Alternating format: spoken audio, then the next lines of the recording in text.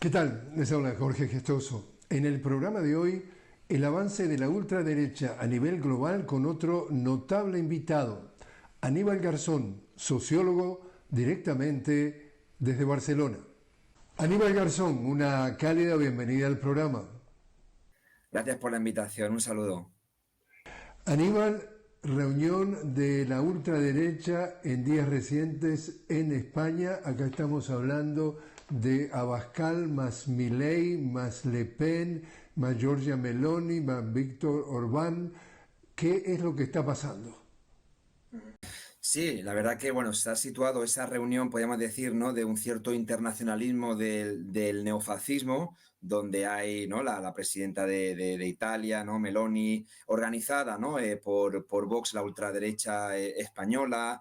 Han venido, ¿no? Representantes, como sabemos, Milei, también, ¿no? Representantes del fascismo, ¿no? Del neofascismo de Chile. Bueno, pues aquí ha venido tanto de diferentes países, el ex primer ministro de Polonia también, de Hungría, ¿no? Entonces, sobre todo, ¿no? De ese bloque podríamos decir, no olvidemos que es un bloque occidental, es lo que podríamos decir, ¿no? De países de América Latina y Europa, ¿no? Y además también gente, ¿no? De la línea de Trump. Esto es ese internacionalismo, ¿no? Podemos decir que se está generando. Primero de todo hay dos factores. En primer lugar, ¿por qué se ha organizado en Madrid? Siempre hay que tener en cuenta que el fascismo nunca ha sido blanqueado, el fascismo, perdón, nunca ha sido condenado en España. Hay otros procesos que sí que ha habido, el fascismo que hubo, ¿no? Sobre todo, ¿no? En Italia, perdió la Segunda Guerra Mundial, en Alemania. No olvidemos que Franco murió con todos los honores y nunca ha habido una memoria histórica, ni si hubo una ruptura con el franquismo, como por ejemplo sí que se dio con la Revolución de los Claveles en Portugal.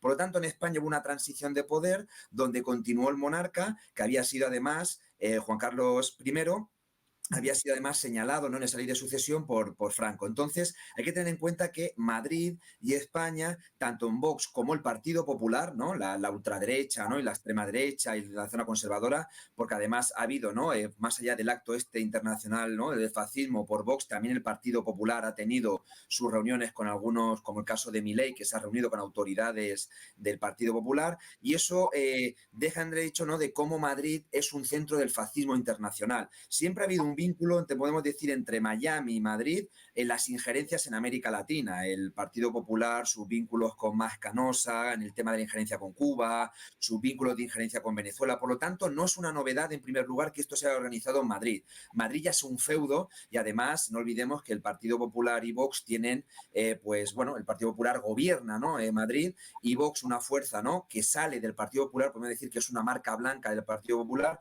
donde sale con un discurso todavía mucho más agresivo en este caso, ¿no? Y por lo tanto, pues hace esa tendencia. Esto es importante, ¿no? ¿Por qué Madrid y no por qué otra ciudad? ¿No? ¿Por qué no se ha hecho en París, en Londres? Sino que Madrid al final tiene un ámbito dentro de ese fascismo. Y en segundo lugar, pues estamos ahora mismo sobre todo esa tendencia a partir, ¿no? Del crecimiento de la tendencia de Donald Trump, sobre todo, ¿no? Y ese crecimiento de ese apoyo internacional en América Latina, pues eso, por una banda, y en segundo lugar, el crecimiento de la ultraderecha en Europa. La ultraderecha en Europa ha crecido, sobre todo, no olvidemos que la ultraderecha en Europa está dentro de un cierto establishment, pero ha crecido por la pérdida de sectores conservadores que han perdido cierto apoyo, sobre todo por sus discursos xenófobos, sus discursos racistas, sus discursos en contra de la migración, ¿no? Sabemos que el Mediterráneo actualmente es un mar de sangre, sobre todo a partir de la invasión de la OTAN con el caso de Libia, y no me voy a alargar mucho más, ¿no? Disculpa, Jorge, pero sobre todo el caso ese, ¿no? Que se ha generado ahora mismo por una migración masificada,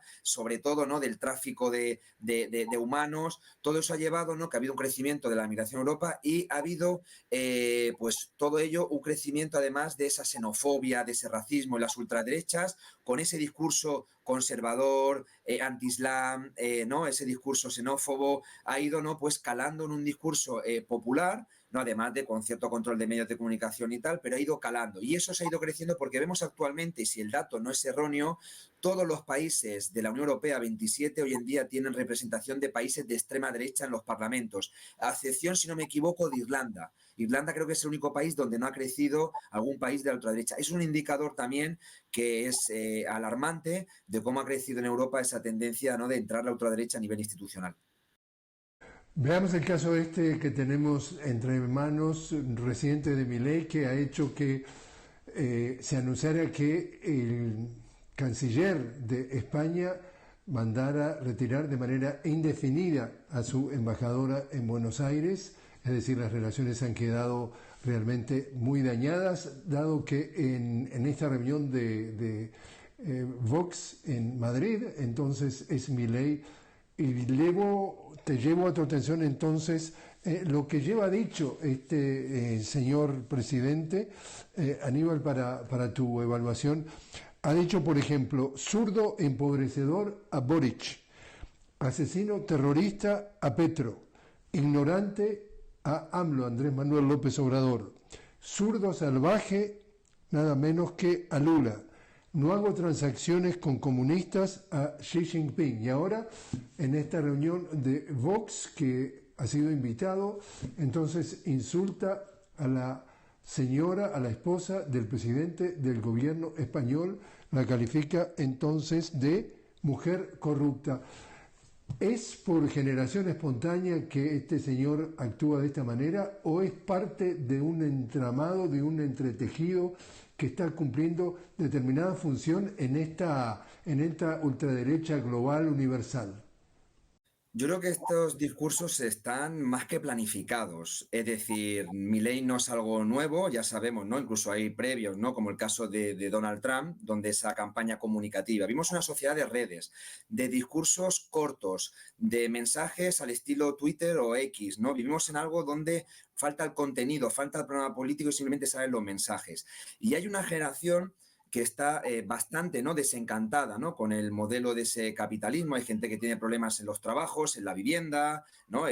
Muchos problemas ¿no?, en ese caso. Entonces, esos mensajes de la ultraderecha intentan apoderarse, como en su momento hacía la ultraderecha en Alemania en la crisis de los años 30, ¿no?, los nazis. Pues están haciendo la misma estrategia, mensajes cortos, directos, que luego no quiere decir que incumplan. Ya sabemos que, por ejemplo, Milei criticaba mucho a los chinos y finalmente ha tenido que decir a los chinos que está de acuerdo con seguir con la moneda china en hacer comercio internacional, aunque haya dicho que no a los BRICS, pero sabiendo que China es una potencia internacional, finalmente se echó para atrás. Entonces, una cosa son el caso de los discursos, y eso es algo que el Partido Republicano lo puso, ¿no?, ya ¿no?, en base sobre todo con Donald Trump, y se están repitiendo algunos están llevando a cabo esta política. Milei es uno de ellos.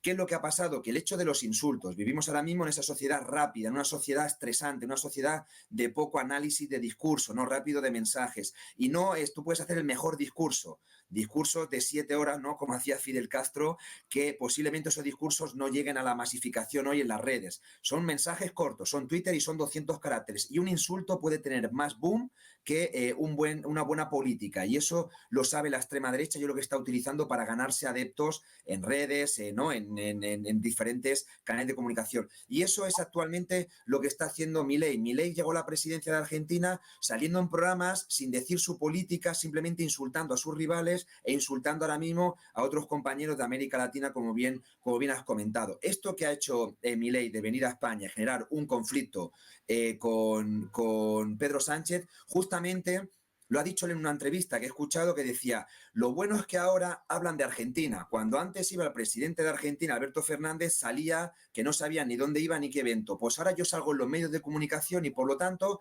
hablan de Argentina y por lo tanto tengo una popularidad. Y eso es lo que está haciendo la extrema derecha, igual que Donald Trump. El escándalo, lo mediático, la sociedad. Estamos en la sociedad del espectáculo, como decía Guy Debord en su momento ya en los años 60. Pues estamos en eso. Y esto es lo que está pasando. Ahora, esto que ha sucedido en el caso de España, no olvidemos que tiene una dialéctica. Claro que también le acaba enriqueciendo a la postura más ultraderechista, ¿no?, como el caso de Milei, ¿no?, que llega a España e insulta a un partido que es supuestamente socialdemócrata de izquierdas, pero también si te insulta la derecha a ti, acaba diciendo el Partido Socialista que es un partido de izquierdas y por eso le insulta a un presidente de ultraderecha. Y ahora no olvidemos que hay elecciones europeas el día 9 de junio. Por lo tanto, esto acaba alimentando a Pedro Sánchez diciendo, ¿veis? A mí me insulta un trumpista, a mí me insulta uno de ultraderecha, por lo tanto, compañeros, soy de izquierdas, y aunque luego no haga política de izquierdas, ni un programa de izquierdas, Pedro Sánchez, ni en vivienda, ni en educación, ni siga la política de Ucrania en la OTAN, ni diga que el Sáhara es de Marruecos, etcétera, etcétera. Pero el hecho de que le insulte Milei y entonces rompan relaciones y venga, ¿no?, la embajadora española se vuelva para Madrid y acaba diciendo que el Partido Socialista es de izquierdas y uno de ultraderecha no lo acepta. Y esa es la política que hay actualmente, ¿no? El teatro. Por lo tanto, esto alimenta tanto a Milei, pero también no olvidemos a Pedro Sánchez, que también es parte de la campaña que va a llevar para las elecciones europeas en el Parlamento Europeo el próximo 9 de junio. Bueno, justamente a propósito de esas elecciones, lo que estamos observando en Europa es incluso la participación activa de los medios de comunicación, los medios hegemónicos. Estamos viendo, por ejemplo, en Francia que en los próximos días lo que es el primer ministro, Attal, va a tener una conversación con un debate, entre comillas, frente a frente, con un representante, digamos, de la derecha, extrema derecha, en torno justamente a las elecciones parlamentarias. Y sin embargo, no hay un candidato de izquierda presente, es decir, ya casi que se da por sentado, estoy hablando en el caso de Francia, que lo que tiene que ver con la izquierda no existe, y acá la discusión es entre el centro o la centro derecha y la derecha, extrema derecha, y eso se puede detectar también que está pasando en toda Europa. ¿Qué es lo que atrae en el discurso que no se escuchan las dos caras de la moneda? Sí, justamente, no olvidemos, existe un establishment, ¿no?, lo que se llama, como no, en la política anglosajona el establishment, que es una política del orden, ¿no?, establecido de esa burocracia, esa oligarquía, los poderes financieros, y saben tranquilamente que la extrema derecha no va a perjudicar a sus intereses. Entonces, ¿cuál es la manera que de la política, ¿no?, más entre conservadores y socialdemócratas, podemos decir los partidos populares y los partidos socialistas, que ha sido un poquito, ¿no?, lo que prevalece en Europa, para el hecho de evitar que te salga una izquierda alternativa, como sabemos en Francia, ¿no?, el caso de Mélenchon, ¿no?, una izquierda alternativa, como en su momento también, ¿no?, pues izquierdas alternativas que ha habido en España, en otros países, ¿no?, europeos, lo que acaban haciendo es creándote como un fenómeno de outsiders, que es la extrema derecha, que acaba generando el mismo sistema. Y entonces te dice que la principal oposición, por ejemplo, es Le Pen en Francia. Cuando Le Pen en Francia finalmente va a seguir la misma política, no va a ser muy diferente, lo estamos viendo en Italia, no va a salir muy diferente que la política, ¿no?, de Sarkozy, la política del Partido Socialista, todo lo que había en ese orden establecido. Entonces, ¿cuál es la manera de controlar a las masas? Todo lo que queda afuera, outsiders, que son esa gente que puede votarte en blanco, venirte a votar, o que se mete en movimientos, ¿no?, que está crítica con el sistema, que ve que no tiene un futuro, etcétera, etcétera. La manera de decir que sea dominada y evitar que se metan en movimientos alternativos y de izquierda que pueda reproducir un mayo del 68 en Francia, por decirlo así, o movimientos sociales, o el 15M en España, lo que te acaban es generando, fortaleciendo que la alternativa, la única alternativa y la protesta al sistema es la extrema derecha. Y de esa manera es lo que está pasando. No olvidemos que aquí ha habido unas elecciones en Cataluña donde la extrema derecha independentista catalana ha tenido 2 diputados de las elecciones que hubo hace 2 semanas. Entonces, ahora mismo sale incluso dentro del independentismo catalán, ¿no?, que es reconocido ya a nivel internacional por lo que hubo el factor del referéndum, ha salido una extrema derecha y acaba diciendo que parece que sea un discurso alternativo, que también sea independentista, cuando en realidad no hay diferencia entre ellos y el partido de Vox, ¿no?, del fascismo español. Eso es lo que está pasando. Trump se vendió como un outsider, parecía que era un crítico del Partido Republicano. Hasta Bush fue crítico con él en su momento. Entonces parece ser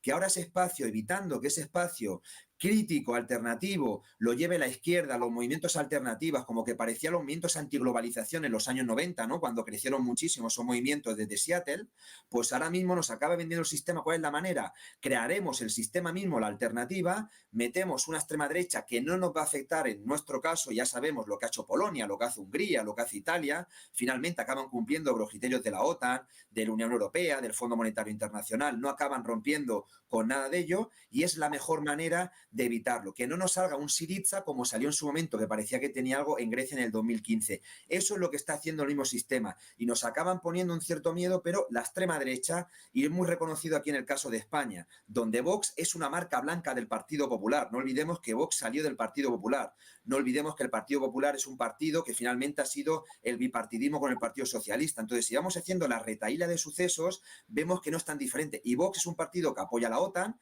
que apoya a la monarquía española, que apoya la Constitución. Por lo tanto, ¿qué diferencia hay entre Vox no como alternativa al Partido Popular? Ninguna. Y eso es lo que está pasando mucho. Y en eso, como bien comentas ahí, Jorge, son los espacios, y vemos como el medio de comunicación te dicen entre derecha y extrema derecha, y acaban sacando del escenario a una izquierda que la están haciendo cada vez más marginal. Aníbal, te invito a hacer una pequeña pausa. Estamos hablando con Aníbal Garzón directamente desde Barcelona. Aníbal, sociólogo, sobre el avance de la extrema derecha a nivel global. Enseguida regresamos.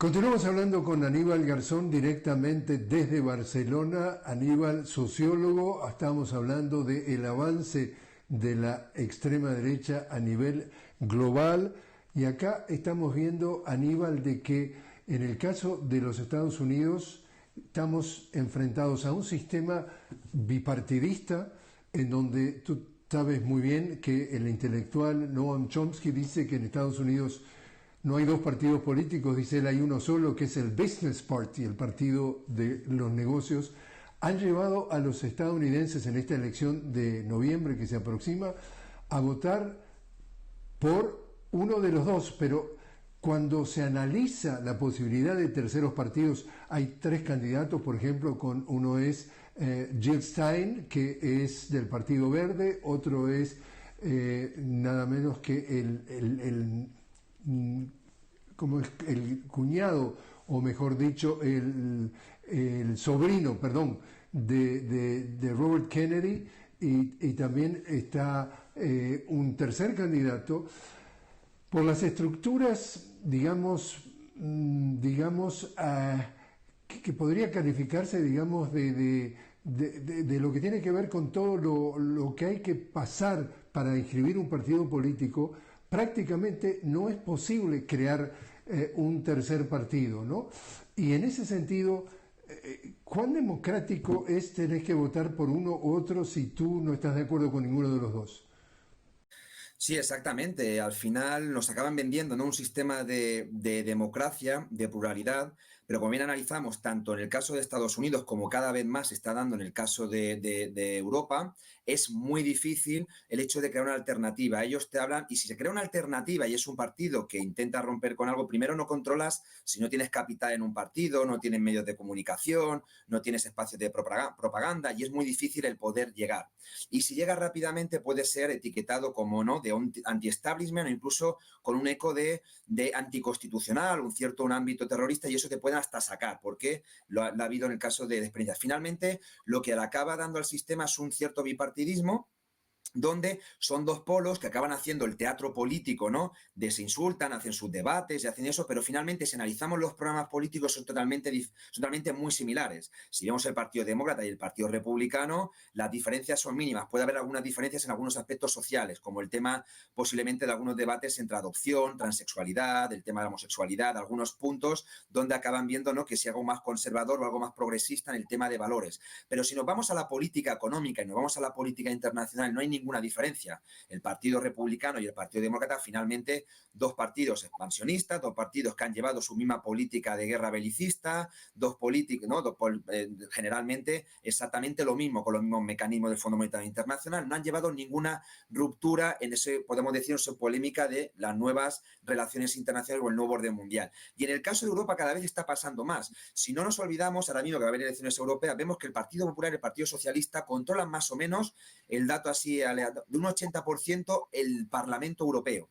Y vemos que las políticas son muy similares. En el caso, por ejemplo, de la política que puede llevar Europa, de rápidamente condenan a Irán, condenan a Venezuela, ese Parlamento, ¿no? Condenan el caso de Rusia, políticas que hacen el tema de Ucrania, las políticas nacionales a la vez de un sistema cada vez más de la Europa del capital. No hay ninguna diferencia. Entonces, hay dos maneras. o bien no le dejan entrar a esos sistemas alternativos o dejan entrar por una manera marginal para decir que ellos son demócratas y por lo tanto puedes tener un diputado dentro de los 750, que eso es un poquito la estrategia que hace Europa. Mientras Estados Unidos es un bipartidismo más cerrado que se convierte en unipartidismo y no hay diferencia. Si vemos ahí que el familiar de Kennedy, el Partido Verde, por ejemplo, ha habido momentos que el Partido Verde, recuerdo que sacó 1 millón de votos en algunas elecciones, que no tuvo ni una representación en el Parlamento, ningún senador ni nada. Por lo tanto, hay un modelo de exclusión totalmente. Y eso acaba, mucha gente que acaba yendo para la abstención. Entonces, y si entras, en el caso de Europa, que a lo mejor es un poquito más abierto que en el sistema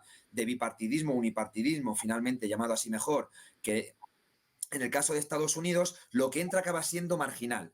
Porque si entra algo alternativo, vuelvo a decir, si entra algo alternativo acaba rompiendo, y tenemos el ejemplo de Grecia cuando Syriza tiene rápidamente un bloqueo económico, tienes un golpe financiero y eso le pasó a Grecia. Por lo tanto, todo lo que sale de un orden establecido de ese modelo capitalista, fácilmente acabas teniendo un golpe antes. Y vuelvo a repetirlo, en Grecia pasó, Syriza quería poner en tema de la deuda, el tema de la corrupción que ha habido en gobiernos anteriores, y ahí tuvimos que todos los países del grupo, de Eurogrupo, hicieron un bloqueo constante y finalmente no pudo llevar sus reformas y su proyecto soberano, el caso de Grecia. Por lo tanto, podemos poner en duda que esa democracia occidental es una democracia o plutocracia, porque son partidos que finalmente acaban defendiendo a las clases más adineradas de esos sistemas. Cuéntanos, Aníbal, tu lectura, porque estamos viendo que en el caso de Francia está perdiendo rápidamente su presencia, digamos, su influencia en África. ¿Cómo lees lo que está pasando en África en ese sentido? Sí, viendo la geopolítica estamos viendo, ¿no?, que África, ¿no?, ahora mismo, que siempre había sido esa reproducción de metrópolis, periferia, ¿no?, Argelia, Senegal, ¿no?, todas lo que fueron sus colonias, ¿no?, sobre todo, pues África se está levantando actualmente contra Francia. Ha habido diferentes golpes o levantamientos, ¿no?, sobre todo en la África subsahariana. Tenemos a Mali, Burkina Faso, que del 2021 a 2023 ha habido siete golpes en 7 países, ¿no?